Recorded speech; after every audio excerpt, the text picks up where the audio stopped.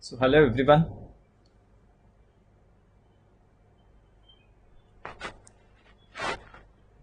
Hello everyone.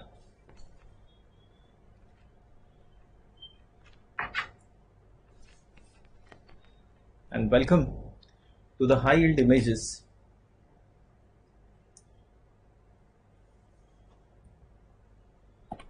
You all know I'm Dr. Pradeep Pawar, Professor of Anatomy, and I've been teaching anatomy since last 21 years. Mentored many students to achieve their postgraduate seat. Okay, good evening to all of you. Yes, and I'll start. I've got some image-based questions for you. I've put the image, I've pointed the image for you, and I've just put a straightforward MCQ. You have to identify it. Okay, so simultaneously we'll be discussing the topic and the surrounding the related MCQs to it. Right, starting with this. Start.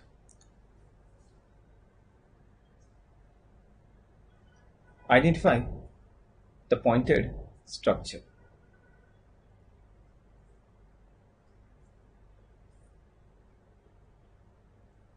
Yes, you can answer. I'm looking at the screen. Identify the pointed structure. You can see the pointed arrow there. And I put the options for you.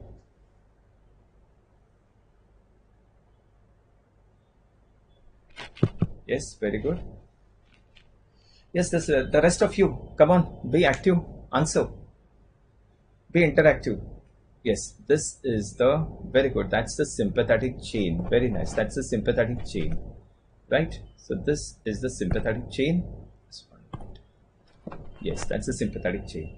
So what is this structure which is pointed out? What is this structure that I'm highlighting? It's sympathetic chain. It is not ansa cervicalis, it is sympathetic chain. This one is pointed. You can see this. Now this one is the pointed structure. That's the sympathetic chain. Now what is this that I've marked here? I've highlighted here. Very good. That's the carotid sheath. Carotid sheath. So what's this structure? That's the internal carotid artery. That's the internal jugular vein. And identify this structure within the carotid sheath. Yes, what is that structure within the carotid sheath? That would be the vagus nerve. That's the vagus nerve, right? Now identify this structure, this one. Identify this structure. I pointed a structure for you. I'll magnify the slide if you want. I'll magnify the slide for you. Okay. Identify the structure which I've pointed. No, I've not pointed the vagus. It's something else. Now see. I pointed something else for you. Yes, anyone? Anyone? Very nice, excellent. Amit, very good. That's the phrenic nerve. That's a phrenic nerve. Very nice, very nice. That's a phrenic nerve. If that's a phrenic nerve, ansa cervicalis nahi hai, my child. Ansa cervicalis will lie on the anterior wall of carotid sheath, right?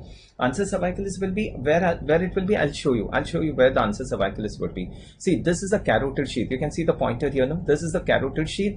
On the anterior wall of carotid sheath would lie a loop, and what is that loop known as? Ansa cervicalis. So ansa would be on the anterior wall of carotid sheath. Who's related posterior and medial to the carotid sheath? Yes, that's the sympathetic chain. Very good. That's the sympathetic chain in black. That's the sympathetic chain which is posterior and medial. What is this which I've pointed in red? That's the phrenic nerve. Excellent. That's the phrenic nerve. So now you tell me, what is this? What is this structure that I'm showing you? What is this muscle that I'm showing you? On which the phrenic nerve lies. Red is phrenic. Yes, the red one which is pointed is phrenic. And what is this muscle on which the phrenic nerve lies? Answer this. What is this muscle on which the phrenic nerve lies? Huh? Sternocleidomastoid? No. No, it's not sternocleidomastoid. The phrenic nerve does not lie on sternocleidomastoid. It's the scalenus anterior. Very good. So this has to be scalenus anterior. And what lies in direct contact of the scalenus anterior is the phrenic nerve, right? So phrenic nerve is lying in direct contact with the muscle. It is lying on the muscle. And if you can just tell me, what is this that I'm showing? What is this? What is this? What is this? Look at this. Look at this. Look at this. What is this that I'm showing? Yes, phrenic nerve is anterior to scalenus anterior. And what is this that I'm showing? You can see the pointer. This colored structure. What is all this? What is all this? This is the prevertebral fascia. Excellent. That's a prevertebral fascia. So the prevertebral fascia is anterior to the phrenic nerve. You are understanding this? Anterior to the phrenic nerve is the prevertebral fascia. That means the phrenic nerve is plastered to the scalenus anterior. In other words, the phrenic nerve is directly lying on the scalenus anterior and it is covered from above by the prevertebral fascia. All these muscles that you're looking at, look at this.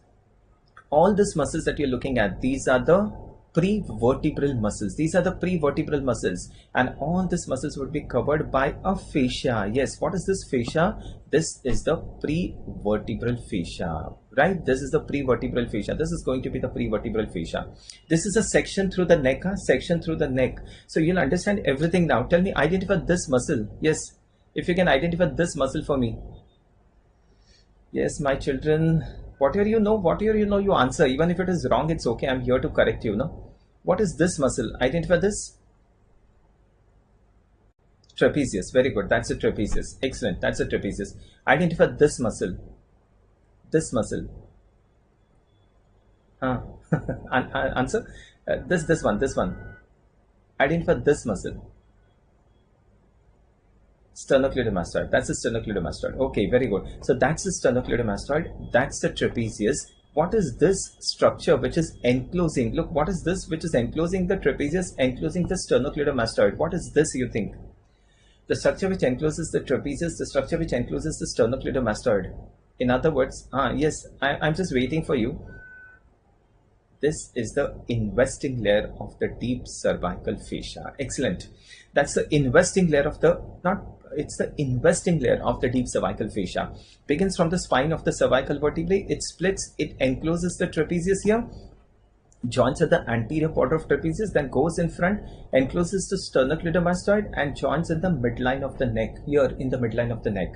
So what is this area? Can you tell me what is this area going to be? What is this area between the trapezius and the sternocleidomastoid? What is this region going to be? Shall I answer this? What is this region between the trapezius and the sternocleidomastoid? What is this region? You know this. I'm just trying to explain in a different way. The trapezius and the sternocleidomastoid forms the boundary of, very good, posterior triangle of the neck. Excellent. So that's the trapezius, that's the sternocleidomastoid. So this is going to be the posterior triangle of the neck. So these two muscles are going to form the boundaries of the posterior triangle. What is the investing layer going to form for the posterior triangle? Here. What is the investing layer going to form for the posterior triangle? Roof. It forms the roof of the posterior triangle. Yes, this is the posterior triangle, right? No, this is the trapezius, that's the sternocleidomastoid. So this region is the posterior triangle of the neck. The investing layer forms the roof of the posterior triangle. Yes, Shrutikant? Clear, no? This is going to form the roof of the posterior triangle, and all these muscles that you're looking at, this are going to form the floor of the posterior triangle, and the floor of the posterior triangle is covered by this fascia. What is this fascia here? The prevertebral fascia. This is clear? So the prevertebral fascia and the muscles, they lie in the floor of the posterior triangle. The same muscles that we generally draw, the semispinalis capitis, the splenius capitis, the levator scapulae, and the three scaleni. Okay, the scaleni. So this is the floor. So what is this space left for? Tell me, what is this space left for then? If this is going to be the roof, this is going to be the roof, this is going to be the floor of the posterior triangle. What is the space left here for? The space is left for the contents of the posterior triangle, right? And what are the contents of the posterior triangle? The main content. Chalo, answer whatever you know. What is the main content of the posterior triangle? The main content of the posterior triangle. Any MCQ you get on the posterior triangle, that thing should be there in your mind. Yes, answer whatever you know, you answer. The spinal accessory nerve. Very good, Shritikant. That's the spinal accessory nerve. That's the main content in the posterior triangle. What else lies in the posterior triangle? The cervical plexus, the branches of the cervical plexus, the greater auricular nerve, the lesser occipital, the transverse cervical cutaneous, and the supraclavicular nerves. These are the branches of cervical plexus which lies in the posterior triangle, along with the brachial plexus and the subclavian artery. The brachial plexus and the subclavian artery. So this becomes the contents of the posterior triangle of the neck. Is this clear to all of you? Understanding this? Something else I'll show you. Tell me, what is this structure? One moment. Here. Tell me, what is this? What is this structure? Guess. What do you think is this structure? Time is up. Answer. No, my child. It doesn't look like an artery. No, it's a nerve. It's a nerve. It's the recurrent laryngeal nerve. Very good. That's the recurrent laryngeal nerve. The left and the right recurrent laryngeal nerve. So this is the trachea. That's the esophagus. That's the tracheoesophageal groove, and that's the recurrent laryngeal nerve, and that's the thyroid gland. And what is this in blue which covers the thyroid gland? In blue, that's the pretracheal fascia. The one in blue which covers the thyroid gland is the pretracheal fascia. Pretracheal fascia. Okay. If you can tell me, what is this space here? What is this space behind the pharynx? Yeah. What's that space behind the pharynx? Look at this. This is so nice. Right. What is this space behind the pharynx? You can see the space. That's the prelaryngeal and pretracheal fascia is the same. Yes, that's the same. Yes, that's the same. What is this? That's the retropharyngeal space. Okay, that's the retropharyngeal space. Okay, that's nice. Very nice to all of you. Chalo, you have identified very well. And coming to the next MCQ here. LR space, I'll show you another section for the LR space later. LR space, I'll show you another slide for that. This is the retropharyngeal space. Okay, identify this. I'll show you another slide for that. Identify the pointed structure. If it is seen well, or I should be magnifying this. Okay, here we are. So what's this? Identify the structure passing through the marked foramen. What are you saying? B. No, it's not B, it's C. Very good. Answer is C. That's the middle meningeal artery. This is so nice. All of you are answering so well. So what is the pointed structure? Tell me. That's the foramen spinosum. Very good. That's the foramen spinosum. And what passes through the foramen spinosum? The middle meningeal artery and structures passing to the foramen spinosum is the middle meningeal artery and the nervus spinosus. Nervus spinosus, also known as the meningeal branch of mandibular nerve, also known as the recurrent branch of mandibular nerve. Okay, not male, my child. Okay, male is foramen ovale. Okay, this is foramen spinosum. No, this is foramen spinosum. So that's middle meningeal artery and the nervus spinosus, or the meningeal branch of mandibular nerve. And this middle meningeal artery is a branch of what? Middle meningeal artery which comes through this foramen. This is a branch of what? If you can answer this, middle meningeal artery is a branch of? Answer. Keep on answering. Middle meningeal artery is a branch of? First part of maxillary artery. Very good. So middle meningeal artery is a branch of first part of maxillary artery, not Yoshri. It's not internal carotid. It's a branch of first part of the maxillary artery. Okay, first part of the maxillary artery. Just identify this bone which I'm showing you. What is this bone that I'm showing you? What is this bone that I'm showing you?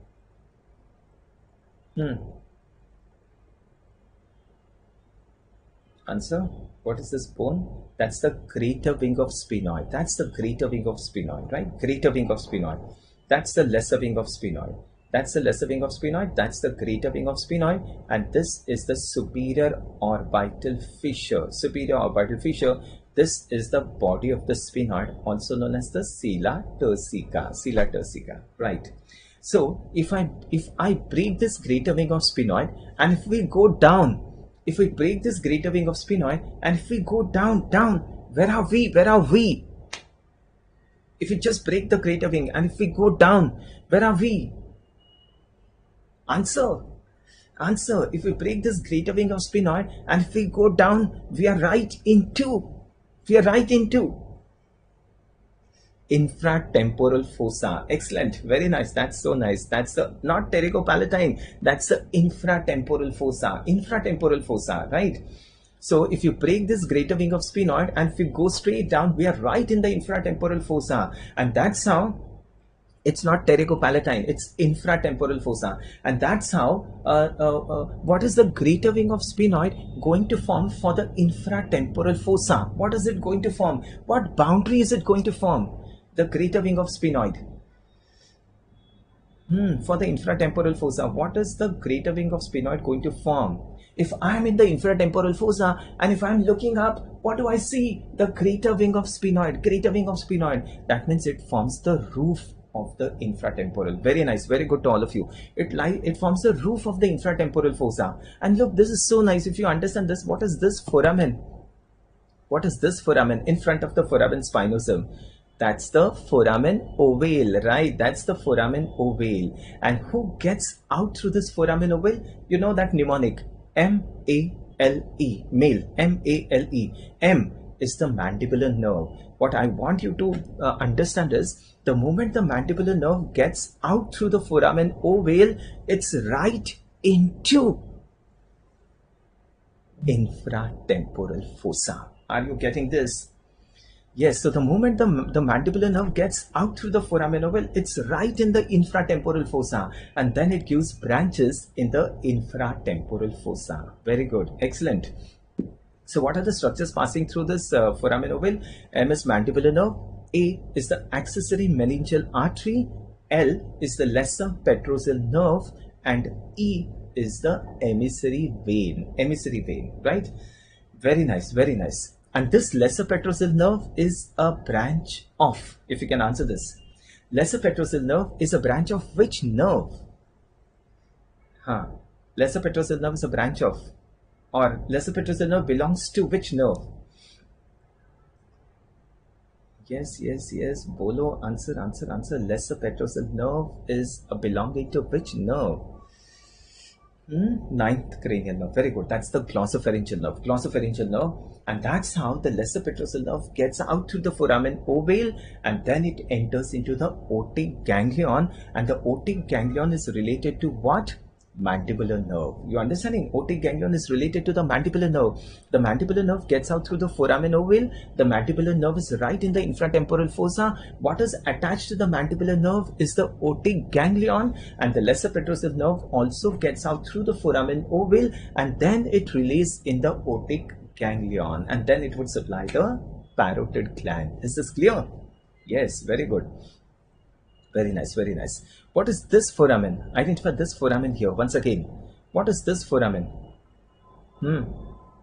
Answer. This is easy. This you should know all the foramens. What is this foramen? Yes, what is this foramen? This is the foramen rotentum. Yes, that's the foramen rotentum. Very good. And what passes through it? Foramen rotentum, what passes through it? That's the maxillary nerve. Maxillary nerve passes to the foramen rotentum. Excellent. Very good. Very nice. If you can tell me, what is this? What is this foramen? What is this foramen? You must be knowing this. I'm just asking you. What is this foramen? Answer. This one. Answer. This is the optic canal. Yes, that's the optic canal. Superior orbital fissure, no, my child. Not Mona, it's not superior orbital fissure. Superior is this. That's the optic canal. And what comes in from here? The optic nerve. And what gets out from here is the ophthalmic artery. Very nice. Very good. And you tell me, what is this slope known as? What is this slope known as? Here. What is this slope known as? This is the body of the sphenoid. And what is this slope known as? This is the clivus. What is this slope known as? Clivus. Very good. And who's lying on the clivus? Who's sitting on the clivus here like that? Yes, who sits on the clivus? That's the brainstem. Very good. The brainstem lies on the clivus, and the brainstem would be lying on the clivus, and that's how the medulla gets out through the foramen magnum. Very nice. What is this? What is this bone that I've highlighted for you? What is this bone? What is this bone? It is a very hard bone. It's hard like a rock. And this is how we call it as the petrous part of temporal bone. The petrous part of the temporal bone. And this bone behind is the occipital bone. The bone behind is the occipital bone. Now, if you can just tell me, what am I drawing here for you? Something that I'm drawing here for you. Look, this is so nice. Just try to understand this. What have I drawn here for you? Yes. Very good. Excellent. This is the Tentorium Cerebelli. Very nice. Very good. All of you are answering so well. That's the Tentorium Cerebelli. And this tentorium is a fold of dura mater. This tentorium is a fold of dura mater. Who's lying on this Tentorium Cerebelli? There's someone who's lying over the Tentorium Cerebelli. And that's the occipital lobe of the brain. Occipital lobe is lying on the Tentorium Cerebelli.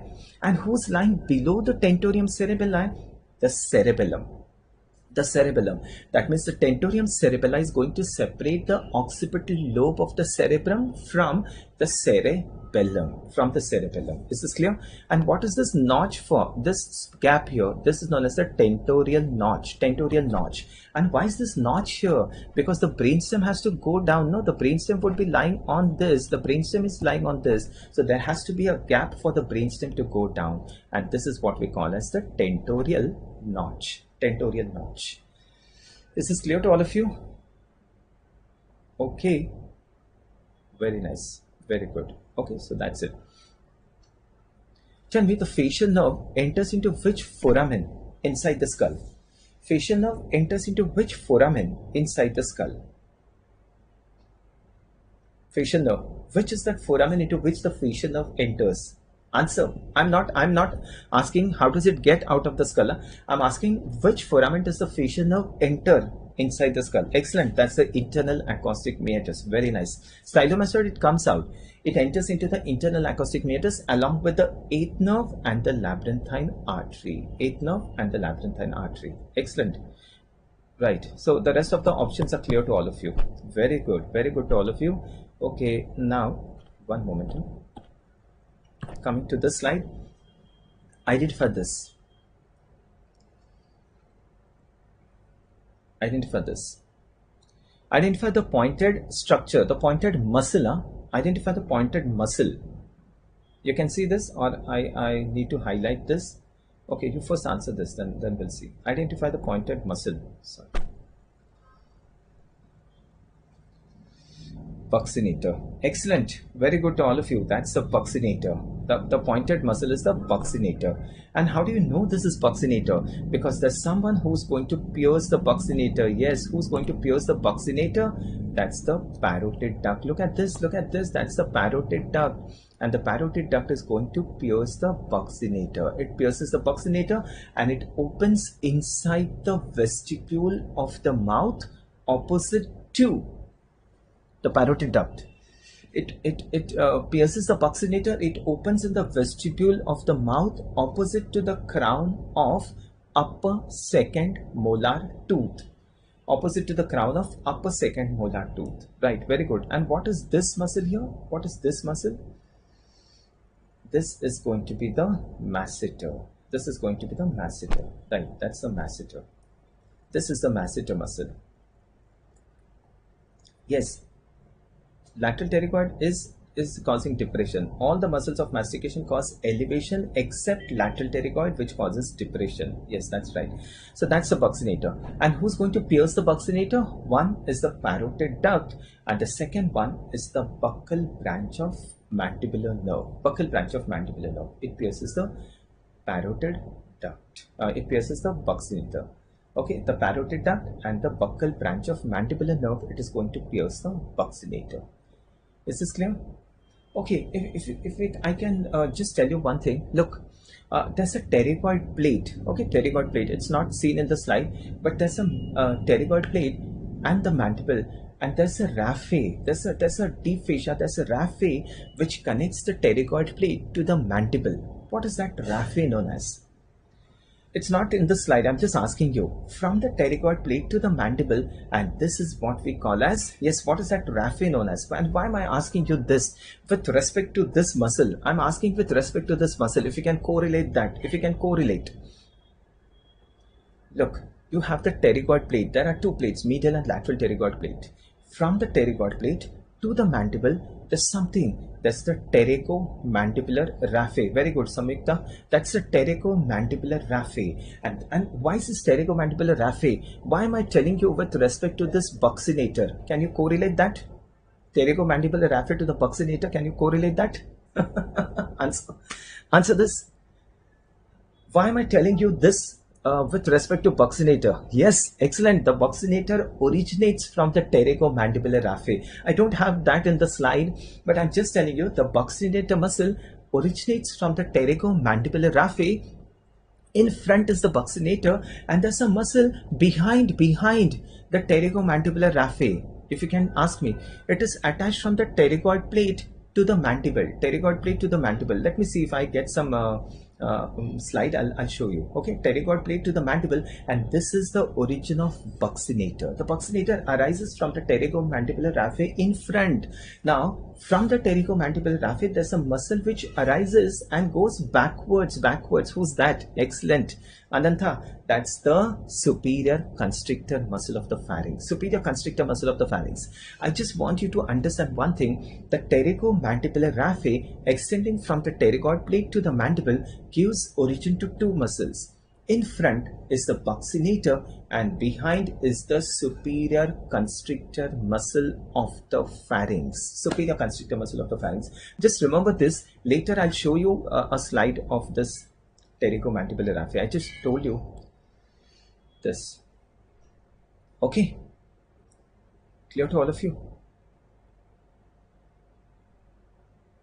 Spinomandibular raphe. Spinomandibular ligament होता है, my child. Spinomandibular ligament. So that's spinomandibular ligament, and that is derived from the first pharyngeal arch. Pterygomandibular raphe is different. Spinomandibular ligament is different. Okay, that is from the spine of sphenoid to the mandible. It's different. Okay, right. Very good. Very nice. Chalo. Very good. I'll go to the next slide. Answer this.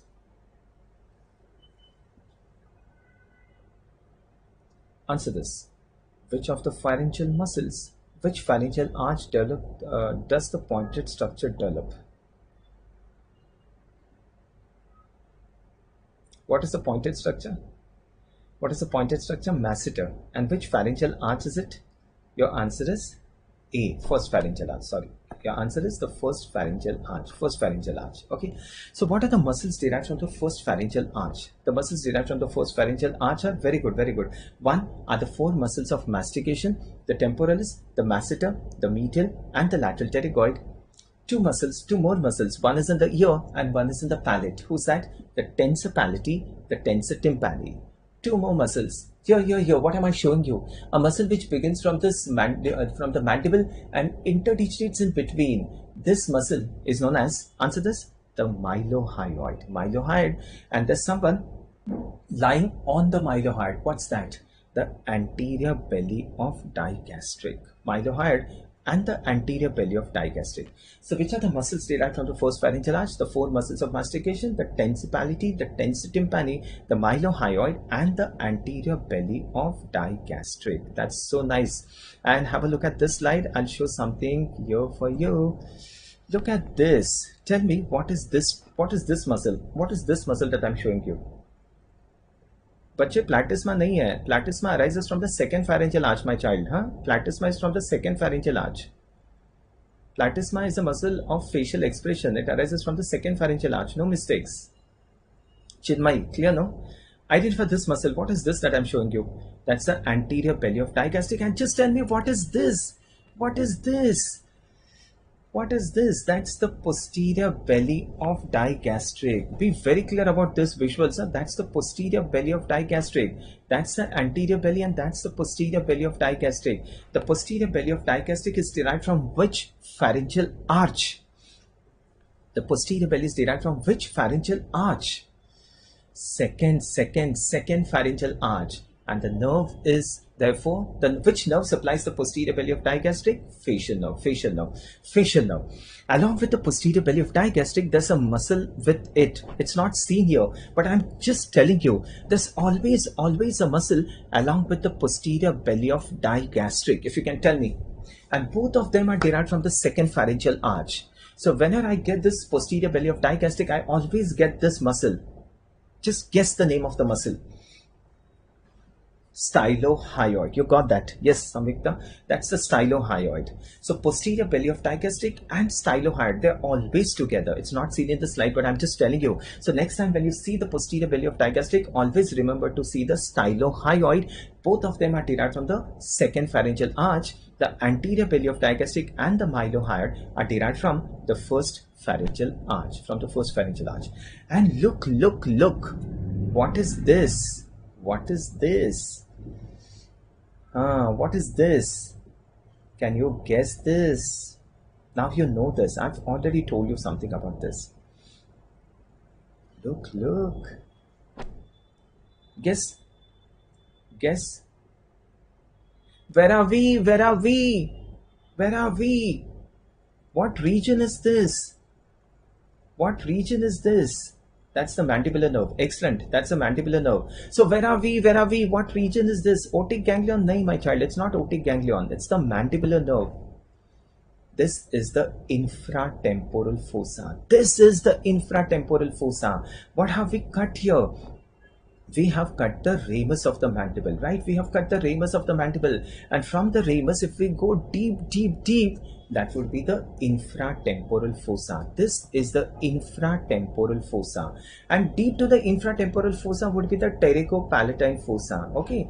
Deep to this infratemporal would be the pterygopalatine fossa. So what is this? That's the mandibular nerve. So what is this bone? Chalo, tell me, what is this bone going to be? I have just told you this. What is this bone going to be? That's the infratemporal fossa. So what is this bone going to be? Answer.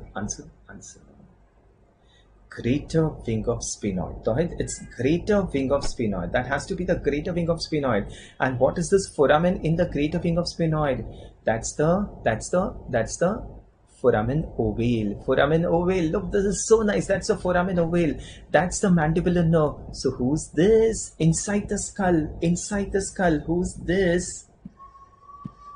Who's this inside the skull? Yes.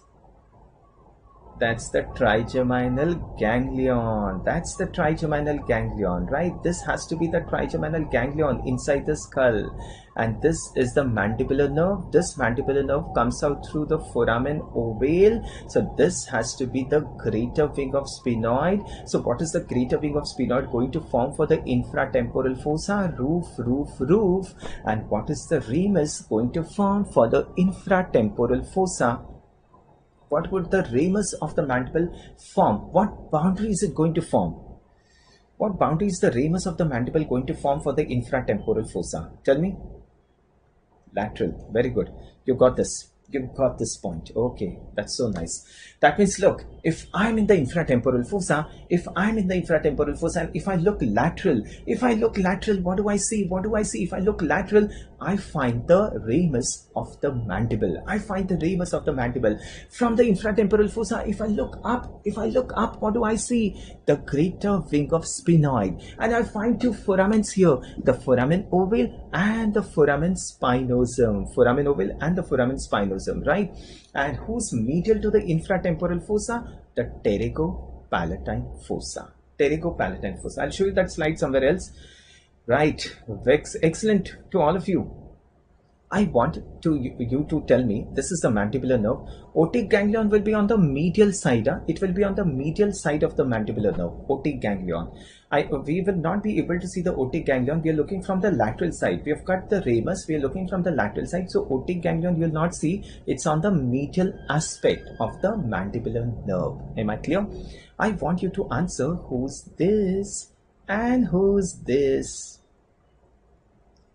Who's this and who's this? Start with this. This you should know. I've told this so many times. What is this nerve? What is this nerve? Lingual. Yes, this has to be the lingual nerve. Very good. This has to be the lingual nerve. And which is this nerve behind? The nerve behind is going to be the inferior alveolar nerve. No, my child, that's not anterior and posterior division. This entire thing is the posterior division of mandibular nerve. Anterior division is a very small division. Look at this. Anterior division is a very small division. This is the anterior division. This entire thing is the posterior division. This is the lingual nerve and this is the inferior alveolar nerve. And how do we know this is inferior alveolar nerve? Because it is entering into the mandibular foramen. It enters into the mandible here, supplies the lower jaw and the teeth, and it emerges out from here. What is this foramen now? What is this foramen? Mental foramen. The nerve is now known as the mental nerve. The nerve is now known as mental nerve. Okay. So this is the inferior alveolar nerve. Enters the mandibular foramen. Supplies the mandibular teeth and the lower jaw and emerges out as the mental nerve. And just before it enters the mandibular foramen, it gives a branch. What is that? Nerve to mylohyoid. That's nerve to mylohyoid. And this has to be lingual nerve. Remember, again I'm telling you, any slide of infratemporal fossa, if you're looking, any slide or specimen of infratemporal fossa, you'll always find two nerves there. The one in front has to be lingual, always. The one in front, lingual, and the one behind is the inferior alveolar nerve. Inferior alveolar. This is clear to all of you. So what are the branches from the posterior division? One, this is the lingual nerve. This is the inferior alveolar nerve. And what is this nerve? What is this nerve which is coming out here? It is coming out. It comes here. What is this nerve? Related to the TM joint? Answer. What is this nerve? This is the auriculotemporal nerve. Mega, very good. That's the auriculotemporal nerve. And this auriculotemporal nerve is going to enclose an artery here. What could this artery be? If you can just tell me this. Look, this is so nice. What is this artery going to be? If that's the auriculotemporal nerve, this has to be, because the auriculotemporal nerve has got two roots, and these two roots will enclose an artery within it. And this is the middle meningeal artery. That is going to be the middle meningeal artery, right? So the auriculotemporal nerve encloses the middle meningeal artery between its two roots. Okay, this is clear. Just one last slide. Answer this. Name the nerve supplying the marked structure. I hope you're all enjoying this, understanding this, and following everything, right? Name the nerve supplying the marked structure.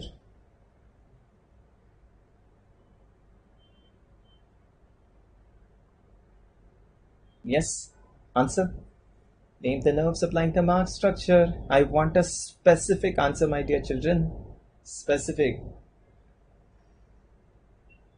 You're saying C. C, no? Recurrent, it's not recurrent at all. What is that structure, you tell me? What is that structure which I have pointed? What is that structure which I have pointed? No, you're not answering it right. No. What is that structure, you tell me? Name the structure. What is this structure which is pointed here? Like that. Epiglottis. Yes, very good. And what is the nerve supply of epiglottis? If you tell me superior laryngeal and internal laryngeal both are there in the option, what is the best answer that you're going to select? If superior and internal both are there in the option, which is the best answer that I'm going to select? Most of you have answered it as superior laryngeal. No, but given a choice between superior and internal laryngeal, I prefer internal laryngeal nerve. It is internal laryngeal nerve, which is a branch of superior laryngeal nerve. Okay, it is internal laryngeal nerve. So internal laryngeal nerve is a branch of superior laryngeal. Superior is also right, but given a chance, given a choice, the first answer, single best answer would be internal laryngeal nerve. That's fine. Your argument is right. If had that been a multiple answer, then your answer would be C and D. I agree to that. Okay. But if it's a single best response, your answer has got to be the internal laryngeal nerve, which is a branch of superior laryngeal. And tell me, what does this internal laryngeal nerve supply? It supplies the epiglottis Anything else in front of the epiglottis? What is this structure in front of the epiglottis here? What is that structure in front of the epiglottis which it supplies? Yes, very nice. You all have answered very good. Yes, I just liked it. It supplies sensory supply above the vocal folds. Fine. It supplies the mucous membrane of the larynx above the vocal folds. It supplies the epiglottis as well as something else. Excellent, Hare Krishna. It supplies the posterior most part of the tongue. The posterior most part of the tongue, right? And the posterior most part of the tongue is derived from which pharyngeal arch? Fourth pharyngeal arch. The nerve of the fourth pharyngeal arch is superior laryngeal nerve, and a branch of superior laryngeal is going to supply the epiglottis. That's internal laryngeal nerve. Okay, this is so nice, very nice. You've answered it. All of you have answered it so well. Okay. What is this structure? You tell me. This is not so clear, but if you can just tell me, what is this structure? What is this that I've pointed out? Okay, what is that?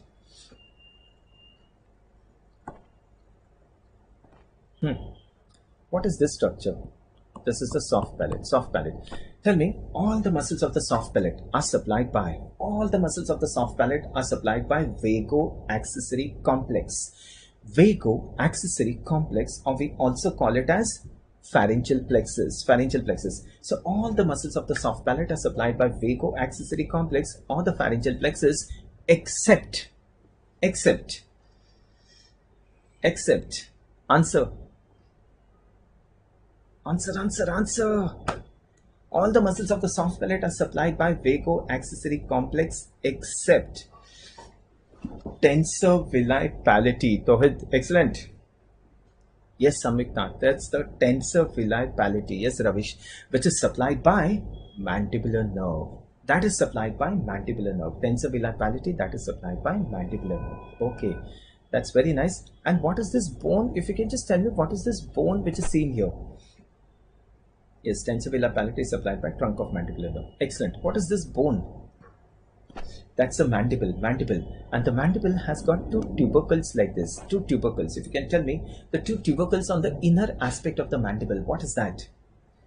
The two tubercles on the inner aspect of the mandible is known as the superior genial tubercle and the inferior genial tubercle. The superior genial tubercle gives origin to, what's this that I've drawn?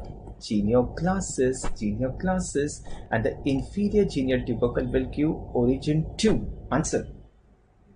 The inferior genial tubercle gives origin to, answer. If you don't answer, I'll give you a hint. Superior is genioglossus, the inferior gives origin to geniohyoid. I want the nerve supply of geniohyoid. Answer. I want the nerve supply of geniohyoid.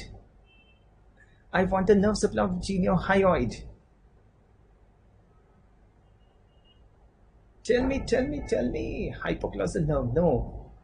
Geniohyoid. Nerve supply of geniohyoid. Yes, that is C1. Nerve supply of geniohyoid and thyrohyoid is C1, the first cervical nerve. Not answer cervicalis also. All the strap muscles are supplied by answer cervicalis except thyrohyoid and geniohyoid. That is supplied by C1. Excellent. That is supplied by C1. Okay. Clear to all of you? And that's the recurrent laryngeal nerve. You know about recurrent laryngeal nerve. What is the external laryngeal nerve supply? Answer that. What is the external laryngeal nerve supply? Cricothyroid muscle. Cricothyroid. And what is the action of cricothyroid? It's a tensor of the vocal cords. Cricothyroid, it's a tensor of the vocal cords. And when this cricothyroid contracts, we get a pitch to the voice. A high-pitched voice is because of the contraction, the tensor action of cricothyroid.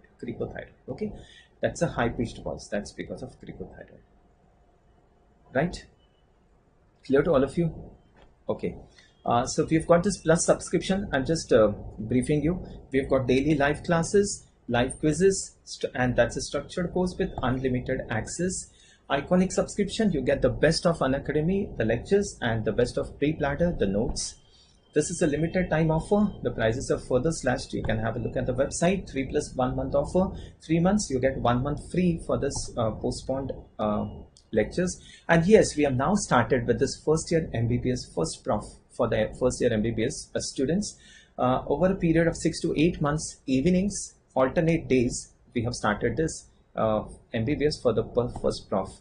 And the NEET season 1 and the FMG test and analysis batch we are starting, target next 2022, and we have got some 34,000 curated MCQs for you, and download the app. Okay, so thanks a lot, and it was a wonderful session, wonderful session. Okay, thanks a lot, and it was a very interactive session. God bless you all. Very nice. Okay, thanks a lot. I hope you have all understood this, and it was a interesting and brainstorming session. Okay.